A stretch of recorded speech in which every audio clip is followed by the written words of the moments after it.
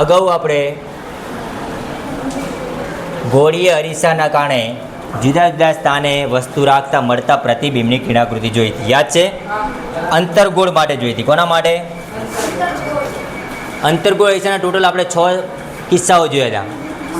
વસ્તુને 6 અલગ અલગ સ્થાને રાખીએ, મતલબ કે વસ્તુને અનંત અંતરે રાખીએ ત્યારની વાત. વસ્તુને C થી દૂર રાખીએ ત્યારની વાત.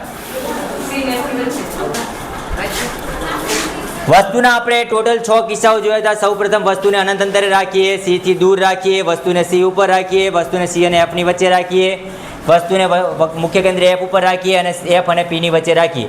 એ 6 કિસ્સાઓ માટે આપણને 6 સ્થાને પ્રતિબિંબ મળતા થઈ આપણે અગાઉ જોઈ લીધું. અંતર્ગોળ માટે હતું. હવે એ અંતર્ગોળ અરીસાનો ઉપયોગ પણ સાથે સાથે આપણે અહીંયા જોઈ લઈએ. ઉપયોગ શું છે? તો કે સૌપ્રથમ ઉપયોગ ચાલી ગયો છે, તો એના પછીની વાત કરીએ. બહિર્ગોળ અરીસો આ પણ ચાલી ગયો. તો તમે બીજા ક્લાસમાં ભણ્યા છો આઈ થિંક. અંતર્ગોળ અરીસાના ઉપયોગો ફટાફટ જોઈ લઈએ. ચલો, અંતર્ગોળ અરીસાનો ઉપયોગ ટોર્ચ, સર્ચલાઇટ, ગાડીની હેડલાઇટની અંદર આ બધાની અંદર અંતર્ગોળ અરીસાનો ઉપયોગ થાય છે. તમે જોયું પણ હશે, આ જે રચના છે ને એ અંતર્ગોળ અરીસાની રચના છે. કેવી છે? અંતર્ગોળ અરીસાની. એના કેન્દ્રમાં બલ્બ હોય અને પાછળ તમે જુઓ ચળકાટ ધરાવતું એવું શાઇનિંગ ધરાવતું પ્લાસ્ટિક હોય અથવા કાચ હોય, કંઈ પણ વસ્તુ હોય છે કે નહીં? એ અંતર્ગોળ આકાર હોય છે. એનો આકાર કેવો હોય છે? અંતર્ગોળ. તો ટોર્ચ કહો, સર્ચ લાઇટ કહો, ગાડીની હેડલાઇટ કહો, એ બધાની અંદર અંતર્ગોળ અરીસાનો ઉપયોગ થાય છે. બીજો અંતર્ગોળ અરીસાનો ઉપયોગ શું થાય? તો કે દાઢી કરવાના માટેના અથવા મેકઅપ કરવા માટેના અરીસાઓ હોય છે, એ પણ ઘણી વખત અંતર્ગોળ અરીસાનો ઉપયોગ કરવામાં આવે છે. જે આપણે ઘરે વાપરીએ છીએ સાદા અરીસા છે, બરોબર. અંતર્ગોળ અરીસા કેમ? કેમ કે એ ખૂબ જ મોટા વક્ર અંતર્ગોળ અરીસા કહેવાય. તમને લાગે નહીં કે અંતર્ગોળ છે, મતલબ ધારો કે આ અંતર્ગોળ છે પણ લાગે નહીં, બરોબર. આ અરીસો એવું સમજો કે અંતર્ગોળ અરીસો છે, આ ઓછો વક્ર છે. તો આનું મુખ્ય કેન્દ્ર થોડું દૂર હોય. આનું મુખ્ય કેન્દ્ર રહ્યું ને એ થોડુંક દૂર હોય. હવે તમે વિચારો કે અરીસો રહ્યો, તમે અરીસો મોઢાથી આટલો નજીક જ રાખવાના, તો સ્વાભાવિક છે કે તમે વસ્તુ રહ્યું ને એ ક્યાં હોય? F અને P ની વચ્ચે. અને આપણે જાણીએ છીએ કે વસ્તુ F અને P ની વચ્ચે હોય ને ત્યારે પ્રતિબિંબ સીધું જ મળે અને મોટું મળે છે. એટલે આ અરીસાનો ઉપયોગ એ દાઢી કરવા માટેના અરીસા તરીકે અથવા મેકઅપના અરીસા તરીકે પણ ઉપયોગ કરતા હોય છે. બીજો ઉપયોગ કોણ કરે છે? કે દાંતના ડૉક્ટર દાંતનું મોટું પ્રતિબિંબ દેખવા માટે અંતર્ગોળ અરીસાનો ઉપયોગ કરે. અહીંયા તમને દેખાય છે આ એક ચમચી જેવો શેપ છે ને આ અંદર છે અંતર્ગોળ અરીસો. આ અંતર્ગોળ અરીસો રહ્યો એ આપણા દાંતની પાછળ અથવા દાઢીની પાછળ જે નજરે દેખી ના શકાય પાછળના ભાગ છે, મોઢાના અંદરનો ભાગ છે, એ બાજુના ભાગમાં રાખે અને પછી અરીસો પોતાના તરફ રાખે ડૉક્ટર, ડેન્ટિસ્ટ. એટલે શું કરે? તો કે એનાથી તમને દાઢની પાછળનો ભાગ અથવા મોઢાના અંદર જે દાઢ છે, અંદરનો ભાગ છે, એને મોટું પ્રતિબિંબ અને ચોખ્ખું દેખાય. તો એ દાંતના ડૉક્ટર પણ એનો મોટું પ્રતિબિંબ દેખવા માટે એનો ઉપયોગ કરે છે. સૌર ભઠ્ઠીમાં સૂર્યના કિરણોને કેન્દ્રિત કરવા માટે અંતર્ગોળ અરીસાનો ઉપયોગ થાય છે. અહીંયા તમે એક આકૃતિ જોશો ને તમને લાગશે ડીશ ટીવી જેવી રચના છે કે નહીં? કોઈ પણ એવી હોય છે ને કે ડીશ હોય છે ને જેના કારણે સિગ્નલ આવતા હોય, તો જો એના જેવી રચના છે. આ રચના પણ શું થશે? તો કે જ્યારે પ્રકાશના કિરણો બધા એકમ પડશે સમાંતર કિરણો આ ડીશ ઉપર અને બધા જ ભેગા થશે કઈ જગ્યાએ? મુખ્ય કેન્દ્ર ઉપર. ક્યાં ભેગા થાય? કેમ? કેમ કે અનંત અંતથી આવતા પ્રકાશના કિરણો કેવા હોય? મુખ્ય અક્ષને સમાંતર. અને સમાંતર કિરણો ભેગા ક્યાં થાય? F ઉપર. ઓકે, તો આ એક ડીશ રાખવામાં આવે. એના જે મુખ્ય કેન્દ્ર F હોય ને ત્યાં શું રાખવામાં આવે? ડીશ રાખવામાં આવે, બરોબર. અને એ ડીશ રાખો એટલે થાય શું? તો કે એ જગ્યાએ બધા જ પ્રકાશના કિરણો ભેગા થાય. અહીંયા બધા જ પ્રકાશના કિરણો ભેગા થાય એટલે પ્રકાશના કિરણો એક જગ્યાએ ભેગા થાય એટલે તીવ્ર બની જાય. કેવા બની જાય? ખૂબ જ તીવ્ર. એટલે ત્યાં ઉષ્મા ઉત્પન્ન થાય. એટલે આવા સૌર કુકર જેવી રચના હોય ને એની અંદર પણ આવા અંતર્ગોળ અરીસાનો ઉપયોગ કરી શકાય છે. એટલે તો તમે પેલી ટાટા સ્કાય, ડીશ ટીવીના બધું જુઓ છો કે નહીં? તો આ બધાની અંદર આવી રચના કેમ હોય છે? આ રીતની રચના કે આવી એક ડીશ હોય છે, પછી અહીંથી એક આમ એક ડબ્બી જેવું હોય છે કે નહીં? આ રીતે આ ક્યાં હોય ખબર છે? આ શેપ કયો છે ખબર છે? અંતર્ગોળ. કયો શેપ કહેવાય? આમ અંદરથી ખાડા જેવું નથી હોતું? હા. અને એ અંતર્ગોળનું આ મુખ્ય કેન્દ્ર કહેવાય. આ શું કહેવાય? એનું મુખ્ય કેન્દ્ર F. એ F આગળ ડબ્બી રાખી હોય, જેથી શું થતું હોય? તો કે જેના કારણે પ્રકાશના સિગ્નલ આવે ને, સિગ્નલ પહેલાં ડીશ ઉપર પડે. બધા સિગ્નલો ક્યાં પડે? ડીશ ઉપર. અને ડીશ ઉપરથી ક્યાં ભેગા થાય? આ જે ડબ્બી જેવું રિસીવર જે કહેવાય ને, એ રિસીવર ઉપર બધા સિગ્નલો ભેગા થાય છે. એટલે એની રચના પણ આ રીતની જ હોય છે, બરાબર. તો એ પણ આ અંતર્ગોળના નિયમ પ્રમાણે, ખાલી એટલું ફરક છે કે તે અરીસો નથી હોતો. એ અરીસો નથી, પ્રકાશના સિગ્નલને ભેગા નથી કરતો, એ બીજા સિગ્નલને ભેગા કરે છે. એ ધારો કે માઇક્રોવેવ સિગ્નલ હોય કે બીજા કોઈ સિગ્નલ હોય જે આવતા હોય એવા રેડિયો સિગ્નલ હોય એને ભેગા કરવાનું કામ કરે છે. એટલે ઘણી બધી આવી ડીશ હોય છે, ટાટા સ્કાય હોય છે, ડીશ ટીવી હોય છે, બધી આવા શેપની હોય છે, બરાબર. તો આ બધી જગ્યાએ અંતર્ગોળ અરીસાનો આપણે ઉપયોગ કરીએ છીએ. પછીની વાત કરીએ બહિર્ગોળ અરીસાની અંદર. બહિર્ગોળ અરીસામાં બે જ સ્થાને વસ્તુ રાખવામાં આવે છે. કેમ કે જો વસ્તુ હંમેશા કઈ બાજુ રાખશું આપણે? ડાબી બાજુ. તો ડાબી બાજુ તો હવે કેટલા સ્થાન રહ્યા? એક તો તમે બિંદુ દર્શાવી શકો ધ્રુવ P, પણ ધ્રુવ P ઉપર વસ્તુ રાખતા નથી, કેમ કે એ તો અરીસા ઉપર રાખ્યું કહેવાય, બરોબર. તો પહેલું સ્થાન કયું આવે? અનંત અંતર. કયું આવે? અનંત અંતર. અને બીજું સ્થાન કયું આવે? અનંત અંતર અને ધ્રુવ P ની વચ્ચે ગમે ત્યાં. અનંત અંતર અને ધ્રુવ P ની વચ્ચે. શરૂઆતનું સ્થાન લઈ લઈએ, વસ્તુને રાખ્યું અનંત અંતરે, તો વસ્તુમાંથી આવતા પ્રકાશના કિરણો કેવા હોય? મુખ્ય અક્ષને, કેમ કે અનંત અંતરથી આવતા પ્રકાશના કિરણો હંમેશા મુખ્ય અક્ષને સમાંતર હોય. બધા જ કિરણો મુખ્ય અક્ષને સમાંતર હોય. જેટલા પણ કિરણો આવે ને બધા કેવા હોય? મુખ્ય અક્ષને સમાંતર. અને આ છે બહિર્ગોળ અરીસો છે. બહિર્ગોળ અરીસાને અપસારી અરીસો કહેવાય. કયો અરીસો કહેવાય? અને અપસારી અરીસો શું કરે? પ્રકાશના કિરણને મુખ્ય અક્ષથી દૂર ફેંકે, પરાવર્તન પામી અને મુખ્ય અક્ષથી દૂર ફેંકે છે. હવે દૂર ફેંકે છે તો આ બંને કિરણો, પરાવર્તિત કિરણો ક્યાંય ભેગા નથી થવાના આ બાજુ, તો પછી એને અરીસાની પાછળ ભેગા કરવામાં આવે છે. એ પણ ક્યાં ભેગા થશે? F ઉપર. તો વસ્તુ રાખ્યું અનંત અંતરે, પ્રતિબિંબ મળ્યું મુખ્ય કેન્દ્ર F ઉપર. પ્રતિબિંબનું પરિમાણ કેવું હશે? બિંદુવત. પ્રતિબિંબનો પ્રકાર કેવો હશે? તો જો આ વાસ્તવિક કિરણ હતું, પણ વાસ્તવિક કિરણ ભેગા થાય તો પ્રતિબિંબ મળે વાસ્તવિક. પણ અહીંયા પ્રતિબિંબ વાસ્તવિક કિરણથી નથી મળતું, આભાસી કિરણથી મળે છે. કયા કિરણથી મળે છે? આથી પ્રતિબિંબ કેવું હોય? આભાસી. અને આભાસી હંમેશા ચત્તું હોય છે. તમને પ્રતિબિંબ ચત્તું મળે એનો મતલબ એ આભાસી પ્રતિબિંબ છે. કેવું પ્રતિબિંબ છે? આભાસી. ઓકે, હવે બીજો કિસ્સો. વસ્તુને રાખીશું અનંત અંતર અને ધ્રુવ P ની વચ્ચે ગમે ત્યાં, બરોબર.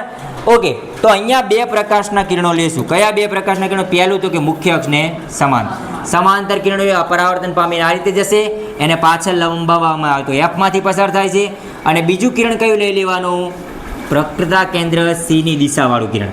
આ પ્રકાશનું કિરણ અહીંયાથી જ પાછું વળશે હો, આની અંદરથી પસાર થશે નહીં. આ તો અપારદર્શક છે, પણ આ તો સમજાવવા માટે એક સીધી લીટી દોરી છે. બાકી પ્રકાશનું કિરણ આ રીતે C ની દિશામાં જશે અને અરીસા ઉપરથી પાછું પડી જશે, બરોબર. હવે આ કિરણ અને આ બંને પરાવર્તિત કિરણો થઈ ગયા. આ પરાવર્તિત કિરણો ક્યાંય ભેગા થતા નથી, તો આ બંને કિરણને અરીસાની પાછળ લંબાવવામાં આવ્યા. અરીસાની પાછળ લંબાયા તો અહીંયા ભેગા થયા કે ના થયા? તો જ્યાં ભેગા થયા ત્યાં પ્રતિબિંબની રચના થાય છે. પ્રતિબિંબ ક્યાં રચાણું? તો કે P અને F ની વચ્ચે. વસ્તુ ક્યાં રાખ્યું? અનંત અંતર અને ધ્રુવ P ની વચ્ચે. પ્રતિબિંબ ક્યાં રચાણું? P અને F ની વચ્ચે. પ્રતિબિંબનું પરિમાણ તો વસ્તુ કરતાં નાનું, અને પ્રતિબિંબનો પ્રકાર ચત્તુ છે, મતલબ આભાસી અને અરીસાના જમણી બાજુ મળે તો આભાસી અને ચત્તુ. આભાસી અને ચત્તુ. અરીસાના જમણી બાજુ અથવા એમ કે અરીસાની પાછળ. અરીસાની પાછળ. અરીસાની પાછળ પ્રતિબિંબ મળે હંમેશા આભાસી અને ચત્તુ હોય, અને અરીસાની આગળ મળતું હોય પ્રતિબિંબ અથવા વસ્તુ તરફ મળતું હોય, બરોબર, એ હંમેશા શું હોય? વાસ્તવિક અને ઉલટું હોય. એટલું યાદ રહેશે. એટલે તો અગાઉના બધા જ કિસ્સાઓમાં તમે જો આ બાજુ મળતા બધા જ વાસ્તવિક અને ઉલટા હતા. જ્યારે આ બાજુ મળતું પ્રતિબિંબ કેવું હોય? આભાસી અને ચત્તુ. પણ જ્યારે તમે લેન્સ ભણશો ત્યારે લેન્સમાં આ બાજુ મતલબ કે લેન્સની પાછળ મળતું પ્રતિબિંબ વાસ્તવિક અને ઉલટું હશે, અને આ આગળ મળતા હશે એ બધા આભાસી અને ચત્તુ હશે. બહિર્ગોળ અરીસાનો ઉપયોગ પણ જોઈ લઈએ સાથે સાથે. બહિર્ગોળ અરીસાનો ઉપયોગ શું થાય છે? તો કે બહિર્ગોળ અરીસાનો ઉપયોગ વાહનોના પાછળનું દ્રશ્ય જોવા માટેના અરીસા તરીકે, સાઇડ વિંગ અથવા રિયર વ્યૂ મિરર તરીકે એનો ઉપયોગ થાય છે. ગાડીમાં જોયું છે, આવું હોય છે ને. આ સાઇડ વિંગ કહેવાય અને આ રિયર વ્યૂ મિરર કહેવાય. રિયર વ્યૂ એટલે પાછળનું દ્રશ્ય જોવા માટેના અરીસાઓ. આ બંને અરીસાઓનો આકાર કયો હોય? બહિર્ગોળ. કયો હોય? ચેક કરજો તમારા ગાડીમાં અથવા બાઇકમાં જે અરીસો હશે, કંપનીમાંથી નાખેલો અરીસો, એ અરીસો કેવો હોય છે? બહિર્ગોળ અરીસો આવેલો હોય છે, બરોબર. અને એના ઉપર એવું પણ લખ્યું હોય છે, એ બહિર્ગોળ અરીસો તમે જોશો ને, અરીસા ઉપર લખેલું હશે ઓબ્જેક્ટ ઇન ધ મિરર, એવું લખ્યું હશે. તમે કોઈ જગ્યાએ વાંચ્યું છે? Object in the mirror is closer than they appear. આવું લખ્યું હશે, આવું વાંચ્યું છે? બે લીટીમાં લખ્યું હોય છે અરીસા ઉપર. ગાડી અથવા બાઇકના અરીસા ચેક કરજો, કંપનીના હોય તો તેમાં બે લીટીમાં લખ્યું હશે object in the mirror is closer than they appear. એનો મતલબ શું કહેવા માગે છે? ઓબ્જેક્ટ એટલે વસ્તુ, બરોબર. અરીસાની અંદર જે પણ વસ્તુ તમને દેખાય છે ને એ ક્લોઝર ધેન દે અપિયર, જે હતું ને એના કરતાં પણ વધારે નજીક તમને દેખાય છે એવું કે, અથવા ક્લોઝર છે નજીક છે તમને દેખાય એવું સમજવાનું નહીં. કેમ? કેમ કે અહીંયા તમને નાની ગાડી દેખાશે એટલે તમે શું વિચારો કે આ તો ખૂબ દૂર છે, પણ હકીકતમાં એ દૂર છે નહીં એવું કહેવા માગે છે. અહીંયા ગાડી તો નજીક જ હશે, પાછળનું દ્રશ્ય એ નજીક છે, જે દેખાય છે ને એના કરતાં પણ નજીક છે એવું સમજવાનું, બરાબર. પ્રતિબિંબ નાનું કેમ દેખાય છે? કેમ કે બહિર્ગોળ અરીસાનો નિયમ જ એવો છે, બહિર્ગોળ અરીસાથી મળતું પ્રતિબિંબ હંમેશા કેવું હોવાનું? નાનું. એટલે પ્રતિબિંબ નાનું જ દેખાશે તમને, વસ્તુ કરતાં કેવું દેખાશે? નાનું. એનો મતલબ એવું ભ્રમિત નહીં થવાનું ખૂબ દૂર છે એટલે નાનું દેખાય છે, એ નજીક છે પણ એનું પ્રતિબિંબ નાનું મળે છે. હવે પ્રશ્ન એવો પણ પૂછાય, એટલે કેમ બહિર્ગોળ અરીસાનો ઉપયોગ જ આમાં થાય છે, અંતર્ગોળ અરીસાનો ઉપયોગ કેમ થતો નથી? કારણ કે આ અરીસો બાજુથી વક્રાકાર હોય છે. આ અરીસો કેવો હોય છે? બાજુઓથી વક્રાકાર. દાખલા તરીકે હું આ બહિર્ગોળ અરીસો બનાવી દઉં, એક અંતર્ગોળ અરીસો પણ અહીંયા બનાવી દઉં. આ અંતર્ગોળ અરીસો રહ્યો ને એ કેટલા વસ્તુનું પ્રતિબિંબ બતાવે? તો કે જે વસ્તુમાંથી આવતા પ્રકાશના કિરણો આની વચ્ચે હશે ને એ જ વસ્તુનું પ્રતિબિંબ મળે છે. પરંતુ બહિર્ગોળ અરીસામાં તો આ દિશામાંથી આવતું, આ દિશામાંથી આવતું, આ રીતે આવતું હોય, અહીંયાથી આવતું હોય, તમે જુઓ અહીંથી આવતું હોય, સેમ ટુ સેમ આ રીતે આવતું હોય ત્રાંસુ કિરણ, આ બધા જ અરીસા ઉપર પડવાના કે નહીં? કેમ? કેમ કે અરીસો વક્ર છે. આ રીતે વક્ર હોય તો સ્વાભાવિક છે આ બધા જ પ્રકાશના કિરણો રે વસ્તુમાંથી આવતા કિરણો અહીં પડવાના, અને જેટલા વસ્તુમાંથી આવતા પ્રકાશના કિરણો અરીસા ઉપર પડે એનું પ્રતિબિંબ દેખાય.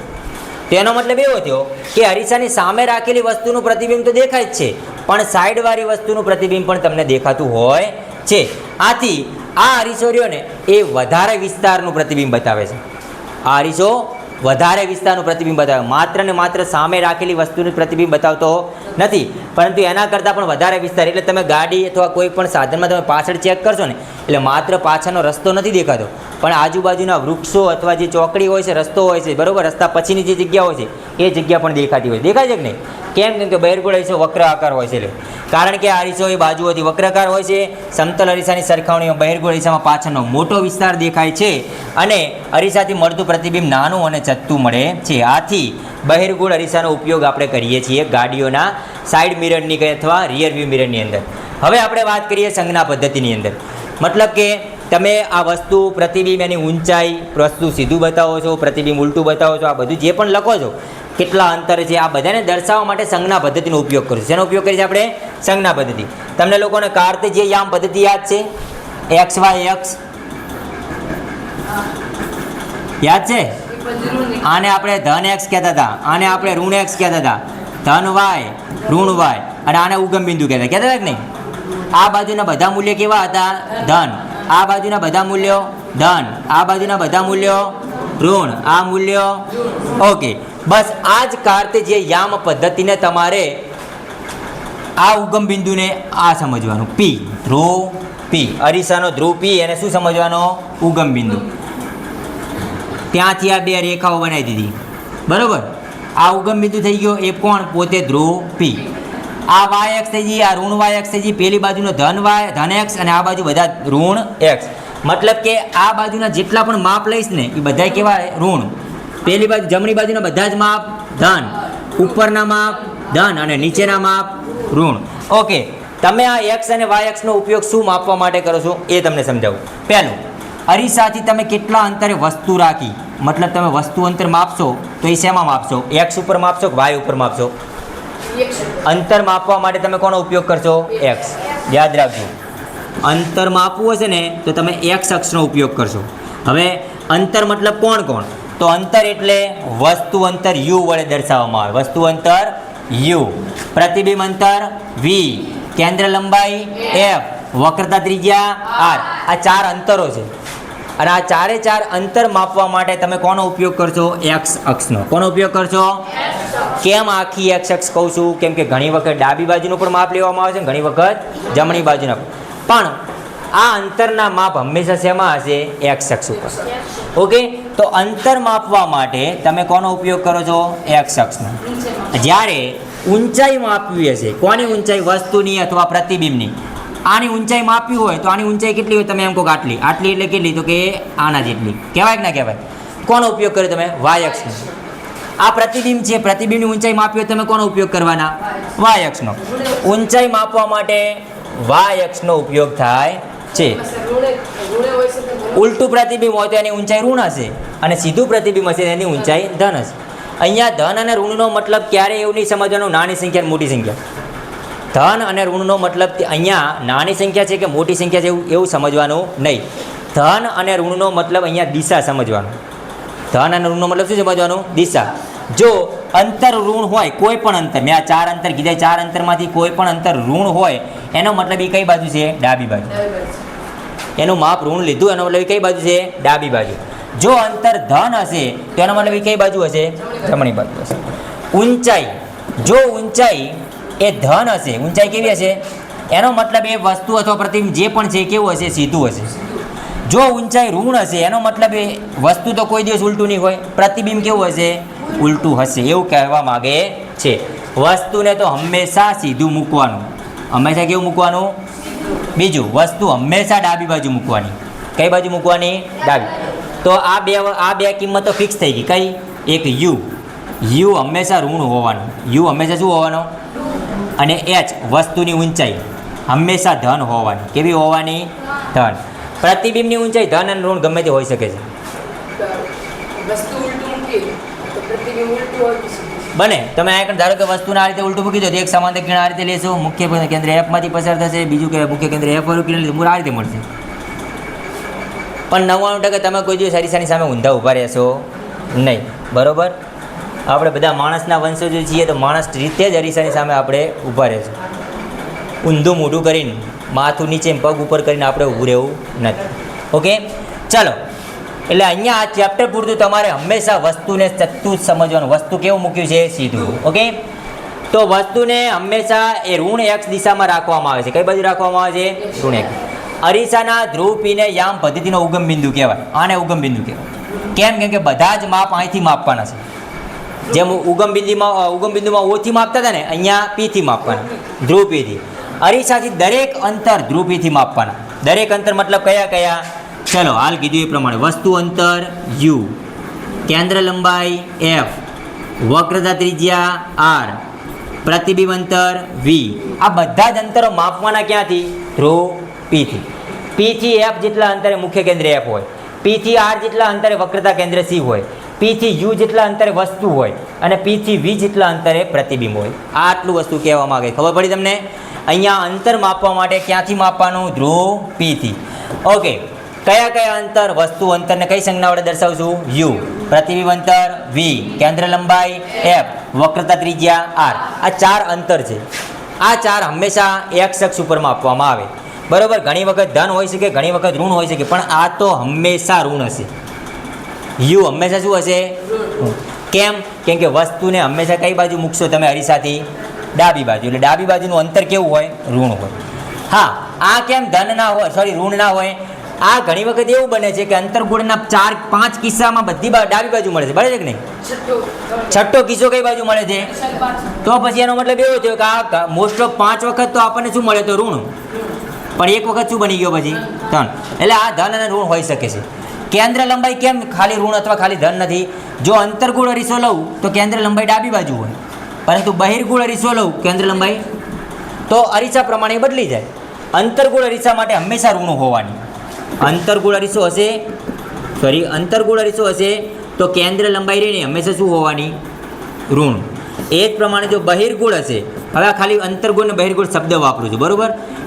એના માટે હંમેશા શું હશે? ધન. હવે આ શબ્દ યાદ રાખો. અંતરગોળ માટે એફ ઋણ, બહિર્ગોળ માટે એફ ધન. હવે આ અંતરગોળ શબ્દનો મતલબ એવો સમજવાનો કે અંતરગોળ અરીસો કે અંતરગોળ લેન્સ ગમે તે હોય. અરીસો અથવા તો અંતરગોળ એ અરીસો હોય કે લેન્સ હોય, ગમે તે હોય, આપણે એને હંમેશા અંતરગોળ હોય તો કેન્દ્ર લંબાઈ કેવી લેવાની? ઋણ. અંતરગોળ અરીસો હોય તો ઋણ, અંતરગોળ લેન્સ હોય તો ઋણ. બહિર્ગોળ અરીસો હોય તો કેન્દ્ર લંબાઈ કેવી લેવાની? ધન. બહિર્ગોળ લેન્સ હોય તો કેન્દ્ર લંબાઈ કેવી લેવાની? ધન લેવાની. ઓકે, હા, એક આ કિંમત ફિક્સ હશે. બીજું એ જ પ્રમાણે જો કેન્દ્ર લંબાઈ અને વક્રતા ત્રિજ્યા વચ્ચે પણ સંબંધ હતો કે નહીં? તો જો આ ઋણ હોય ને તો એ વખતે આર પણ કેવો હોય? ઋણ જ હોય. આર પણ કેવો હોય? ઋણ. આ ધન હોય તો આર પણ કેવો હોય? તો અહીંયાથી પણ એ પણ ખબર પડે કે અંતરગોળ અરીસો હોય કે અંતરગોળ લેન્સ હોય, કેન્દ્ર વક્રતા ત્રિજ્યાની હંમેશા કેવી લેવાની? ઋણ લેવાની. બહિર્ગોળ અરીસો હોય કે બહિર્ગોળ લેન્સ હોય, વક્રતા ત્રિજ્યા હંમેશા કેવી લેવાની? ધન લેવાની. ઓકે, આ રીતે આપણે આ કિંમતો ફિક્સ હોતી નથી, એટલે આપણે અલગ અલગ દર્શાવી છે, પરંતુ અમુક અમુક ફિક્સ જ હશે. તે જ રીતે વસ્તુની ઊંચાઈને h વડે દર્શાવશું અને પ્રતિબિંબની ઊંચાઈને h ડેશ વડે દર્શાવવામાં આવે છે. ઉગમ બિંદુથી x તરફના બધા જ અંતર ધન અને ધન x તરફના અને ઋણ x તરફના બધા જ અંતર ઋણ લેવામાં આવે છે. ઉગમ બિંદુથી ઉપરના માપ બધાય ધન અને નીચેના માપ બધાય કેવા લેવામાં આવે? ઋણ. આથી વસ્તુ અને પ્રતિબિંબની ઊંચાઈ ધન y અને ઋણ y અક્ષ ઉપર માપવામાં આવે છે. અંતર x ઉપર અને ઊંચાઈ y અક્ષ ઉપર. બરોબર, એ ધન હોય તો અંતર ધન હોય તો જમણી બાજુનું હશે, ઋણ હોય તો ડાબી બાજુનું હશે. ઊંચાઈ ધન હશે તો સીધું હશે અને ઊંચાઈ ઋણ હશે તો, એનો મતલબ અહીંયા પ્લસ અને માઇનસ, ધન અને ઋણને તમારે કોઈ નાનું મોટું સમજવાનું નથી, દિશા જ સમજવાની. ડાબી બાજુ છે કે જમણી બાજુ છે, ઉપર છે કે નીચે છે, એવું સમજવાનું. ઓકે, તો આ એની સંજ્ઞા પદ્ધતિ હતી અને દાખલા ગણતી વખતે સંજ્ઞા પદ્ધતિ યાદ રાખવી પડશે. હવે મહત્વનો એક પ્રશ્ન છે, અરીસાનું સૂત્ર. અરીસાનું સૂત્ર તમારે યાદ રાખવાનું રહેશે. સૂત્ર ઉપરથી મોટાણીનું સૂત્ર યાદ રાખવાનું રહેશે અને આના ઉપરથી દાખલા ગણવાના થાય છે. ઓકે, સૌ પ્રથમ અરીસાનું સૂત્ર છે શું? તો કે વસ્તુ અંતર u, પ્રતિબિંબ અંતર v અને કેન્દ્ર લંબાઈ f વચ્ચે સંબંધ દર્શાવતું એક સમીકરણ છે, જેને કહેવાય છે અરીસાનું સૂત્ર. કોના કોના વચ્ચે સંબંધ? u, v, f. વસ્તુ અંતર, પ્રતિબિંબ અંતર અને કેન્દ્ર લંબાઈ, આ ત્રણ વચ્ચે સંબંધ દર્શાવતું એક સમીકરણ છે. સમીકરણ શું છે? 1/u વત્તા 1/v બરાબર 1/f. પહેલા v લખી નાખશું, 1/v વત્તા 1/u બરાબર 1/f. આ રીતે જ કેમ યાદ રાખશું? કેમ કે આના પછી લેન્સનું સૂત્ર આવશે. લેન્સના સૂત્રમાં અહીંયા વચ્ચે શું આવી જશે? માઇનસ. આ માઇનસની જગ્યાએ શું આવી જશે? પ્લસ. એટલે મેં પહેલાથી સૂત્ર ઊંધું લખી રાખ્યું છે. 1/u પહેલાં નથી લખ્યા, પહેલાં શું લખ્યા છે? v લખ્યા છે. બરોબર, એટલે તમારે કન્ફ્યુઝન ના થાય. 1/v વત્તા 1/u બરાબર 1/f. આ સૂત્ર દરેક ગોળીય અરીસા માટે લાગુ પડશે અને સાચા છે. એ અંતરગોળ અરીસો હોય કે બહિર્ગોળ અરીસો હોય, બધા માટે તમે આ સૂત્રનો ઉપયોગ કરી શકશો. ઓકે, એના પછી એનો પોઈન્ટ આવે છે અરીસાની મોટવણી. અરીસાની હવે મોટવણી એટલે શું? તો મોટવણી એટલે કે પ્રતિબિંબ વસ્તુ કરતાં મોટું છે કે નાનું છે, અથવા મોટું છે તો કેટલું મોટું, નાનું છે તો કેટલું નાનું, એનું પ્રમાણ દર્શાવે. શું દર્શાવે? એનું પ્રમાણ અથવા માત્રા દર્શાવે છે. તમે એવું બોલો ને કે ભાઈ મારું પ્રતિબિંબ મેં અરીસા સામે જોયું ને મારું પ્રતિબિંબ મારા કરતાં બમણું દેખાણું, તો એ જે બમણું શબ્દ બોલ્યો કે નહીં, એ બમણું એ જ મોટવણી. એ શું બતાવે છે? મોટવણી. તમારું પ્રતિબિંબ તમારા કરતાં કેવડું દેખાણું? બમણું. બમણું મતલબ 2 ગણું, તો એ મોટવણી 2 કહેવાય. મોટવણી કેટલી કહેવાય? 2. એવું કહેવા માગે છે. અરીસાની મોટવણી એટલે વસ્તુ કરતાં પ્રતિબિંબ કેટલા ઘણું વિવર્ધિત છે તેનું સાપેક્ષ પ્રમાણ દર્શાવે છે, એને કહેવાય મોટવણી. મોટવણીને પ્રતિબિંબની ઊંચાઈ અને વસ્તુની ઊંચાઈના ગુણોત્તર સ્વરૂપે દર્શાવાય. ગુણોત્તર એટલે ભાગાકાર, ગુણોત્તર એટલે ગુણાકાર ના થયો. ગુણાકાર માટે ગુણનફળ કહેવાય. ગુણાકાર માટે શું શબ્દ આવે? ગુણનફળ. અને ગુણોત્તરનો મતલબ શું કરવાનું? તો કે જે પહેલી કિંમત આપી હોય ને એને અંશમાં લખવાની, બીજી કિંમત આપી હોય એને છેદમાં લખવાની. બરોબર, કોનો કોનો ગુણોત્તર? પ્રતિબિંબની ઊંચાઈ, વસ્તુની ઊંચાઈ. તો અંશમાં કોણ હોય? પ્રતિબિંબની ઊંચાઈ. છેદમાં કોણ હોય? અને એ કોણ છે? મોટવણી છે. દાખલા તરીકે મોટવણીને એમ વડે દર્શાવવામાં આવે. મોટવણી શેના વડે દર્શાવવામાં આવે? એમ. તો મોટવણી એમ બરાબર અંશમાં પ્રતિબિંબની ઊંચાઈ છેદમાં વસ્તુની ઊંચાઈ. ઓકે, તો પ્રતિબિંબની ઊંચાઈને h ડેશ કહેશું અને વસ્તુની ઊંચાઈને તો m બરાબર h ડેશ છેદમાં h. આ એક સૂત્ર મળે. બીજું એક સૂત્ર શું છે મોટવણીનું? m બરાબર -v ના છેદમાં u, એટલે કે આર્યું સૂત્ર. બરોબર, આ બંને સૂત્રો મોટવણીના છે એટલે મેં બંને ભેગા લખી નાખ્યા છે. બરોબર, બંને સૂત્રો કોના છે? યાર, મોટવણીના જ છે. એટલે ગમે તે ઉપયોગ કરી શકાય, તમને જે ઈચ્છા થાય. તમને આ બે કિંમત જાણતા હોય h ડેશ ને h, તો આ સૂત્રનો ઉપયોગ કરો. તમે v અને u જાણતા હોય તો પછી m બરાબર -v ના છેદમાં u, આનો ઉપયોગ કરો. ખબર પડી આખી વસ્તુ? જે કિંમત તમને આપી હોય એ પ્રમાણે મોટવણી શોધી શકાય છે. હવે આ મોટવણીનો ઉપયોગથી શું તમે શું નક્કી કરી શકો? તો મોટવણીના ઉપયોગથી તમે પ્રતિબિંબનો પ્રકાર નક્કી કરી શકો. પ્રતિબિંબનો પ્રકાર. પ્રતિબિંબના 2 પ્રકાર હતા. કયા કયા? વાસ્તવિક અને ઉલટું. વાસ્તવિક અને ઉલટું અને આભાસી, અને આ 2 પ્રકાર હતા ને, આભાસી અને. તો મોટવણીની મદદથી તમે એક તો કે પ્રતિબિંબનો પ્રકાર નક્કી કરી શકો, અને બીજું પ્રતિબિંબનું પરિમાણ. પરિમાણ એટલે એનું માપ, એનું કદ કેવડું હશે, નાનું હશે, મોટું હશે, એવું કહેવા માંગે છે, બરોબર, કે સરખું હશે. તો આ બે કિંમતો તમે મોટવણી ઉપરથી નક્કી કરી શકો છો. કઈ રીતે? તો અહીંયા મેં ટોટલ મોટવણીના 5 મૂલ્યો દેખાય તમને. એક મોટવણી ધન હોય, બીજું મોટવણી ઋણ હોય, ત્રીજું મોટવણી 1 હોય, ચોથું મોટવણી 1 કરતાં નાની હોય, અને પાંચમું મોટવણી 1 કરતાં મોટી. આ દર્શાવે છે 5 મૂલ્યો. એમાંથી પહેલા 2 મૂલ્યો ધન અને ઋણ, આ 2 મૂલ્યો ઉપરથી તમે પ્રતિબિંબનો પ્રકાર નક્કી કરી શકો. શું નક્કી કરી શકો? કઈ રીતે? જો તમે મોટવણીની ગણતરી કરો આ સૂત્રની મદદથી અથવા આ સૂત્રની મદદથી, અને મોટવણીનો જવાબ તમને ઋણ મળે. કેવો મળે? કાં તો મોટવણીનો જવાબ તમને શું મળી જાય? ધન. મતલબ કે તમે આ ભાગાકાર કરો ને, ભાગાકાર કર્યા પછી જવાબ શું મળ્યો? ધન. શું મળ્યો? ધન. જો મોટવણીનું મૂલ્ય ધન મળે તો એ પ્રતિબિંબ કેવા પ્રકારનું હશે? આભાસી અને ચતુર. પ્લસ જવાબ મળે ને તો સમજી જવાનું પ્રતિબિંબ કયું હશે? આભાસી અને ચતુર. જો મોટવણીનો જવાબ ઋણ મળી જાય, મોટવણી જવાબ શું મળે?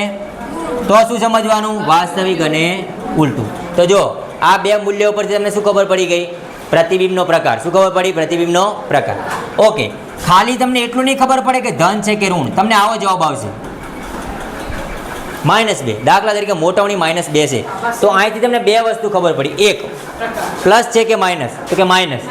માઇનસનો મતલબ શું હોય? વાસ્તવિક અને ઉલટું. હવે આ માઇનસને ભૂલી જાઓ. એમ કેટલા છે? એમ બરાબર કેટલા મળ્યા? 2. 2 1 કરતાં નાનો કહેવાય કે 1 કરતાં મોટો કહેવાય? 1 કરતાં મોટું. મતલબ આ આવે કે નહીં? તો જો અહીંયાથી ખબર પડી મોટવણી 1 કરતાં મોટું છે તો પ્રતિબિંબ વસ્તુ કરતાં કેવું મળશે? મોટું. જો મોટવણી 1 મળે, મોટવણી કેટલી મળે? 1, તો પ્રતિબિંબ અને વસ્તુ બંને કેવા? સરખા. જો મોટવણી 1 કરતાં નાની મળે તો પ્રતિબિંબ પણ વસ્તુ કરતાં નાનું. જો મોટવણી 1 કરતાં મોટું, પ્રતિબિંબ વસ્તુ કરતાં મોટું. અહીંયા મોટવણીની જગ્યાએ એવું યાદ, અથવા 1ની જગ્યાએ એવું યાદ રાખવાનું પ્રતિબિંબ નહીં. મોટવણી સરખી 1 જેટલી, સરખું તો પ્રતિબિંબ પણ સરખું. મોટવણી નાની તો પ્રતિબિંબ નાનું. મોટવણી મોટી, પ્રતિબિંબ મોટું. આમાં મોટું એટલે જે બાજુ 2 પાંખિયા હોય મોટા કહેવાય, જે બાજુ ખૂણો હોય શું કહેવાય? નાના કહેવાય. બરાબર? તો જેમ કે આ કણા નાનો, મોટવણી નાની કહેવાય, 1 કરતાં કેવી? નાની. દાખલા તરીકે એક પ્રશ્ન લખું, m બરાબર 1/2. ચલો, મોટવણી ધન છે કે ઋણ? આ જવાબ ધન છે કે ઋણ? જોઈને કહો, ધન છે કે ઋણ? ધન છે. આ પ્લસ છે ને, માઇનસ ક્યાં લખ્યા? પ્લસ. ઓકે, તો આ ધન છે, આના ઉપર તમે શું કહેશો? કે મોટવણી ધન છે, આથી પ્રતિબિંબનો પ્રકાર શું હશે? હવે 1/2 રહ્યો, 1 કરતાં નાનો કહેવાય કે 1 કરતાં મોટો કહેવાય? નાનો. તો તમે અહીં કઢાવો, 1 કરતાં નાનો. પ્રતિબિંબનું પરિમાણ કેવું હશે? વસ્તુ કરતાં નાનું. તો તમે જુઓ, મોટવણીની મદદથી આ 2 મૂલ્યો ચેક કરી શકો કે નહીં? એક તો એનો પ્રકાર, આની મદદથી શું નક્કી થાય? પ્રતિબિંબનો પ્રકાર. અને આ 3ની મદદથી શું નક્કી થાય? પરિમાણ. શું નક્કી થાય છે? એટલે એનું કદ. શું નક્કી થાય? એનું કદ. જો મોટવણી 1 હોય તો પ્રતિબિંબ પણ વસ્તુ જેવડું જ. મોટવણી 1 કરતાં નાની, પ્રતિબિંબ વસ્તુ કરતાં નાનું. મોટવણી 1 કરતાં મોટી, પ્રતિબિંબ વસ્તુ કરતાં મોટું. હવે કેટલું નાનું ને કેટલું મોટું તો એ મૂલ્ય ઉપરથી ખબર પડે. દાખલા તરીકે આ 1/2 બોલ્યો તો 1/2 એટલે અડધું કહેવાય. 1/2 એટલે તો પ્રતિબિંબ પર વસ્તુ કરતાં કેવું મળવાનું? અડધું. m બરાબર 2 એટલે બમણું, તો પ્રતિબિંબ વસ્તુ કરતાં બમણું. m બરાબર 1/4 તો ચોથા ભાગનું. આ રીતે મોટવણીની મદદથી એનું કદ નક્કી કરી શકાય છે. ખ્યાલ પડશે? ચલો.